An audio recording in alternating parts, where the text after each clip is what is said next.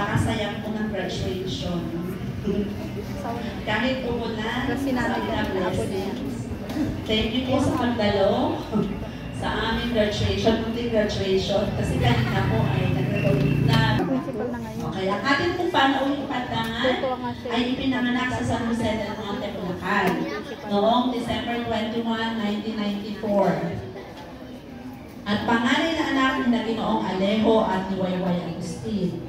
Siya ay nag-aral dito sa Paaralang Elementarya ng Tutugan mula kinder hanggang grade 6. Naging estudyante po siya nung tayo na ako po ay nagtutulog. Kasi bumalik lang po ako dito after so many years. Okay. Nung siya po ay grade 3, naging estudyante po siya. So, taong 2006, siya ay nagtapos sa ika-6 na baitang at tumanggap ng unang karangalang Gambit. Noon po kasi ganun yung honor po. At nagpatuloy sa Minuyan High School. At sa kanyang kolehiyo, siya ay kumuha at nagtapos ng kursong Bachelor of Secondary Education, Major in Filipino sa New Era University. At sa kasalukuyan ay kumukuha ng Master of Education, Major in Filipino sa nasabing paaralan pa rin.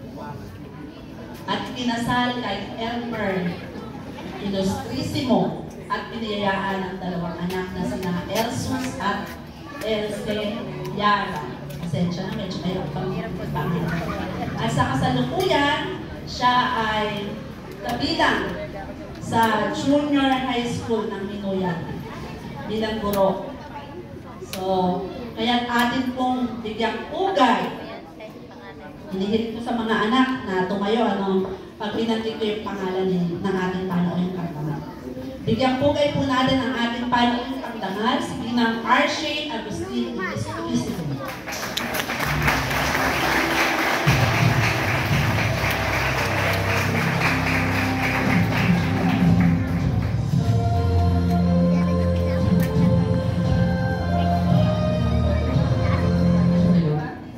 Ayan, maaari na pong magsiupo ang lahat. Magandang buhay. Mabuting tao. Ayan, mahusay. Sa ating pong konsehal ng bayan, iginagalang Resty Zumbilio. Sa ating pong mahal na punong barangay, Kapitana Rosemary Capa. Kasama po ang kanyang SK Chairman, Juan Miguel Faustino, SK Kagawad, Nathaniel Zumbilio, Aaron Magpili, at Aidan Marahomsar, sa ating pong konsehal Dennis Condat, at konsehala Mirna Crisostomo, sa ating pong taga-Masid Pampurok, Dr. Maximo Herrera, at syempre po sa ating pong maganda, mabait, at maalaga na aking pong guro nung ako po ay nasa 3 baitang, ang ating pong punong guro isa, Dr. Gina Correa. Ayan ma'am, palagi po kayong may puwang sa aking puso, kasama po ng Apugan Elementary School. At sa lahat po ng mga naggwapuhan at nagagandahang guro ng sintang paaralan na ito, kasama ng mga magulang at ng mga magsisipagtapos, isang mapagpalang hapon po sa ating lahat. Hindi ko na po ito pahahabain pa. 3 salita lamang po ang nais kong magmarka sa araw na ito. Pamamaalam, pasasalamat, at paghamon. Pamamaalam. Huling yugto sa elementarya. Huling yugto na rin kaya ng pagkabata? Paalam na ba sa walang kamatayang Chinese garter? Habul-habulan at patintero? Sa paunahan magsumbong kay ma'am at sir kung sinong maingay sa classroom? Paalam na rin ba sa mga kaklase na kaaway mo kanina pero kasabay mo pa rin umuwi? Sa 5 pisong fishball sa kantin, yung pagtakas kapag cleaners, ang mababait na si ma'am at sir, Sa lahat ng kulitan, asaran, at lahat ng masasayang alaala, paalam na nga ba? Ika nga sa liriko ng isang kanta, ito na nga ba ang ating huling sandali? Oo, alam ko yung naghahalong sabik at kaba sa tanong na, anong meron sa high school? Makita ko ba kaya yung mga kaklase ko ngayon? Sila pa rin kaya ang mga kaibigan ko? Sana mabait ang makatabik sa unang araw ng eskwela. Kakayanin pa kaya ang mga takdang aralin? Mababait pa rin kaya ang mga guro? Saan ka ba gustong mag-aral? Ano kaya ang pakiramdam ng bagong kulay na uniforme? Makatatakas pa kaya sa klase papuntang kantin? May makasasabay pa kaya tuwing uuwi? Makakuha pa kaya ng medalya? Di maikaila ang kaba, ngunit nangingibabaw ang pagkasabik. Pasasalamat. Sa Ama na nasa langit, sa inyo po ang lahat ng kapurihan. Sa ating pong mahal na punong guro, Dr. Gina Coria, kina Ma'am at kina Sir, salamat po ng marami.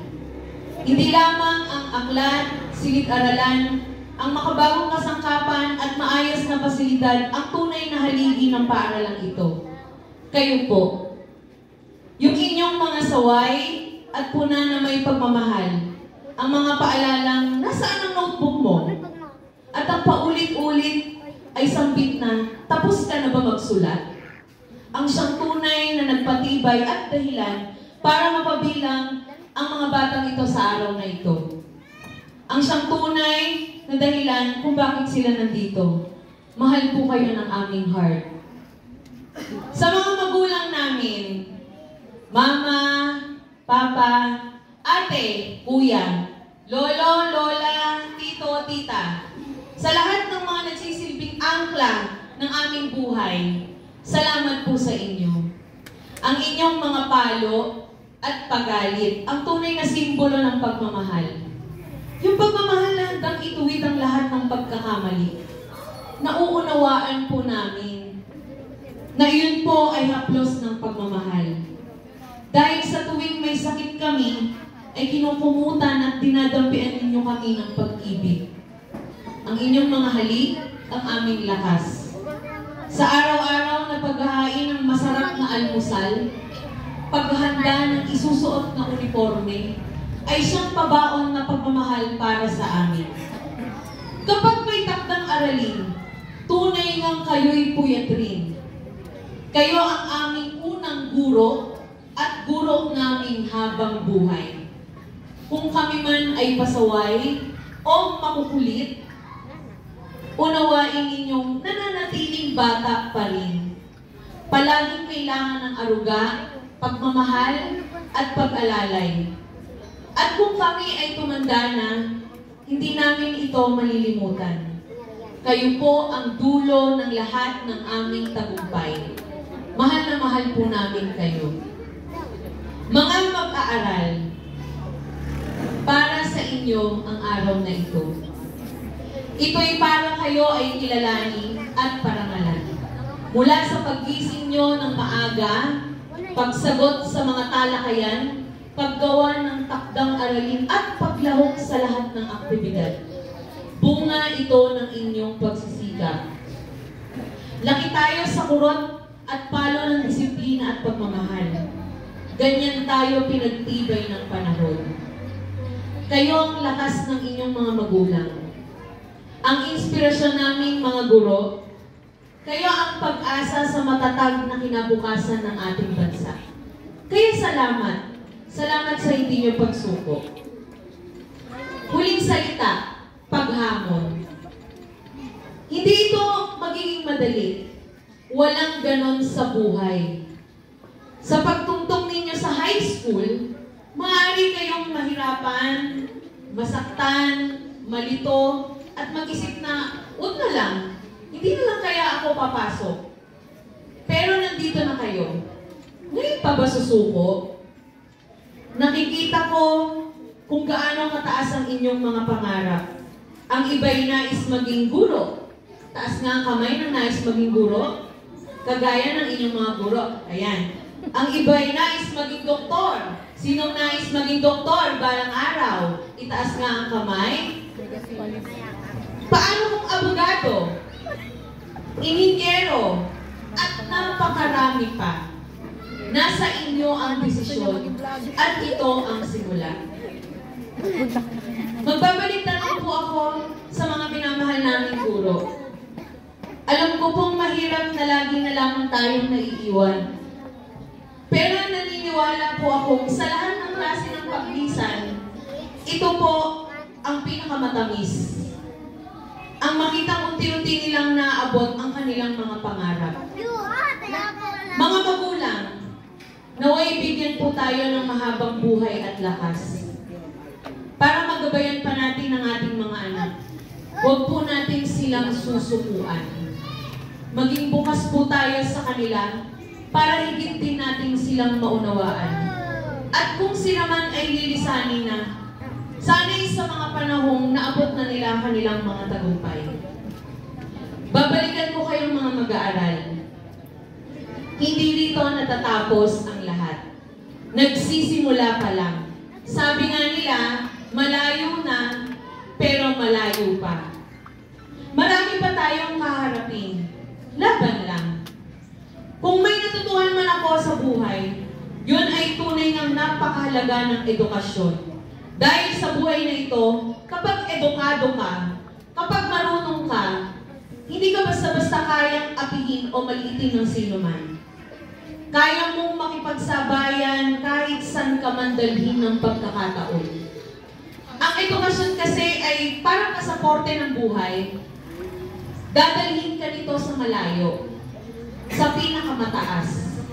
Ang buhay naman, para kang nagluluto ng masarap na putahe. Yung paborito mong ulam. Hindi dapat minamadali. Sahugan mo ng sipag at tiyaga. Para pag kinain mo na, lasang-lasa mo yung sarap. Kasi hindi mo siya minadali. Kasi pinaghirapan mo. Kaya nais kong iwan ng isang hamon. Kayo nga ba'y handa na? Kung hindi, palaging tatandaan na laging may dahilan para lumaban. Kahit mabagal, kahit paunti-unti, hanggang sa di mo namamalayan, nakausad ka na pala. Wala namang nakakaalam eh. Kung ano ang kahinat na ng sino man, hindi mo alam kung sino ka bukas, hindi mo alam kung sino ka sa susunod na taon. Kaya sa ngayon, gawin niyo ang inyong bahagi. Mag-aral kayong mabuti, sumunod sa mga magulang, at magkaroon ng banal na takot sa Diyos. Nakasisiguro akong hindi kayo maniligaw. Ngunit naniniwala ako na kayo'y handa na. Dahil hinanda na kayo ng ating sintang paaralan, Apugan Elementary School. Lilisan kayong bitbit ang sandata ng karunungan. Isang muling pagbati sa lahat ng magsisipagtapos. Naway magkikita-kita pa tayong muli tangan ng medalya at diploma ng tagumpay. Palakpakan po natin ang bawat isa. Palakpakan po natin ang ating mga guro, punong guro, taga-pasipang puro, mga tagapamahala, mga punong barangay, mga magulang na naririto.